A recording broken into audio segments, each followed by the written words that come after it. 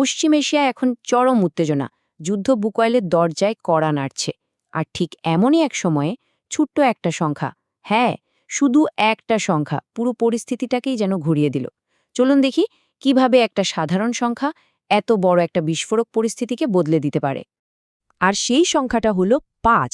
শুনতে খুবই সাধারণ লাগছে, তাই না? কিন্তু বিশ্বাস করুন, এই মুহূর্তে পশ্চিম এশিয়ার ভূরাজনীতিতে এই ৫-এর চেয়ে গুরুত্বপূর্ণ আর কিছু নেই। কিন্তু কেন? কি এমন আছে এই সংখ্যাটার মধ্যে? এর মানে হল মার্কিন প্রেসিডেন্ট ডোনাল্ড ট্রাম্প ইরানের উপর যে হামলা করার কথা ছিল সেটা ৫ দিনের জন্য থামিয়ে দিয়েছেন। ভাবুন একবার, যে যুদ্ধটা হবেই বলে ধরে নেওয়া হচ্ছিল সেটা হঠাৎ করে থেমে গেল, অন্তত কিছুদিনের জন্য তো বটেই। তো প্রশ্নটা হচ্ছে, আমেরিকা হঠাৎ করে এমন একটা অবাক করা সিদ্ধান্ত নিল কেন?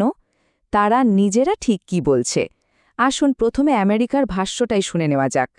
ব্যাপারটা বুঝতে হলে আমাদের একটু পেছনে যেতে হবে। এই তো মাত্র দুদিন আগের ঘটনা। হরমুজ প্রণালী নিয়ে ট্রাম্প ইরানকে ৪৮ ঘণ্টার একটা আল্টিমেটাম দিয়েছিলেন, আর সেই ডেডলাইন শেষ হওয়ার ঠিক আগ মুহূর্তে এই ঘোষণাটা এলো। স্বাভাবিকভাবেই সবাই অবাক। আমেরিকার তরফ থেকে যে কারণটা দেখানো হচ্ছে সেটা হলো আলোচনা। হ্যাঁ, বলা হচ্ছে দুই দেশের মধ্যে নাকি খুব ভালো আলোচনা চলছে। ডোনাল্ড ট্রাম্প তার ট্রুথ সোশ্যাল পোস্টে তো এমনও দাবি করেছেন যে আলোচনাটা বেশ ফলপ্রসূ হচ্ছে। তবে এখানে একটা কিন্তু আছে। ট্রাম্প কিন্তু পরিষ্কার বলে দিয়েছেন যে এই যুদ্ধবিরতিটা একেবারেই সাময়িক, মানে আলোচনার অগ্রগতি কেমন হচ্ছে সেটার ওপরই নির্ভর করছে সবকিছু। আচ্ছা, এটা তো গেল আমেরিকার কথা। এবার চলুন দেখি মুদ্রার অন্য পিঠে কি আছে। আমেরিকা যা বলছে, ইরান কি সেটার সাথে একমত, নাকি তাদের গল্পটা একদমই অন্যরকম? আর এটাই এখন $1,000,000 প্রশ্ন, তাই না?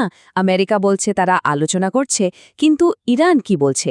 তাদের দিক থেকেই বা কি প্রতিক্রিয়া আসছে? আর ঠিক এখানে পুরো ব্যাপারটা সাংঘাতিক ইন্টারেস্টিং হয়ে উঠেছে, কারণ দুই দেশের কথা একদম দুই মেরুর। একদিকে আমেরিকা বলছে আলোচনা দারুণ চলছে, আর অন্যদিকে ইরান বলছে কিসের আলোচনা, কোনো আলোচনাই তো হয়নি। ভাবা যায় দুটো দেশের বক্তব্যে আকাশ পাতাল তফাত। উল্টো দিকে ইরানের মিডিয়া, এমনকি কাবুলে তাদের দূতাবাস পর্যন্ত দাবি করছে যে এটা আলোচনার জন্য থামেনি, বরং তেহরান এমন কড়া হুঁশিয়ারি দিয়েছে যে ট্রাম্প পিছু হটতে বাধ্য হয়েছেন। আর ইরানের এই দাবিটাকে কিন্তু একদমই হালকাভাবে নেওয়ার উপায় নেই, কারণ তারা শুধু ফাঁকা বুলি আওড়ায়নি, বেশ কয়েকটি মারাত্মক আর সুনির্দিষ্ট পাল্টা হামলার হুমকি দিয়েছিল। তাদের টার্গেট লিস্টে ছিল পশ্চিম এশিয়ায় আমেরিকার পাওয়ার গ্রিড, আইটি সেন্টার, এমনকি ওয়াটার পিউরিফিকেশন প্ল্যান্ট পর্যন্ত। তাহলে এই যে দুই পক্ষের দুই রকম কথা, এখান থেকে আসলে কি বোঝা যাচ্ছে? পশ্চিম এশিয়ার আসল ছবিটা ঠিক কেমন? চলুন এবার একটু গভীরে গিয়ে সেটাই বোঝার চেষ্টা করি। আসলে সত্যিটা হয়তো কোনো এক পক্ষের কথাই লুকিয়ে নেই। পরিস্থিতিটা এখন এমন একটা জায়গায় দাঁড়িয়ে আছে যা খুবই ভঙ্গুর। মানে এটা ঠিক শান্তির দিকেও যাচ্ছে না, আবার সরাসরি যুদ্ধের দিকেও গড়াচ্ছে না। দুই পক্ষই আসলে একে অপরকে নিজেদের শক্তি দেখাচ্ছে, একটা পাওয়ার গেম চলছে।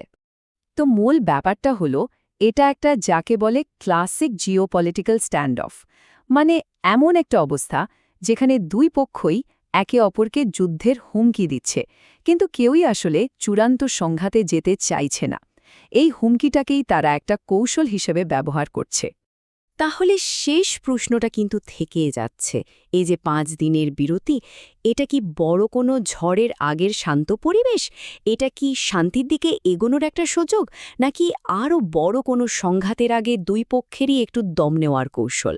গোটা পশ্চিম এশিয়ার ভবিষ্যৎ কিন্তু ঝুলে আছে এই একটা প্রশ্নের উত্তরের ওপর।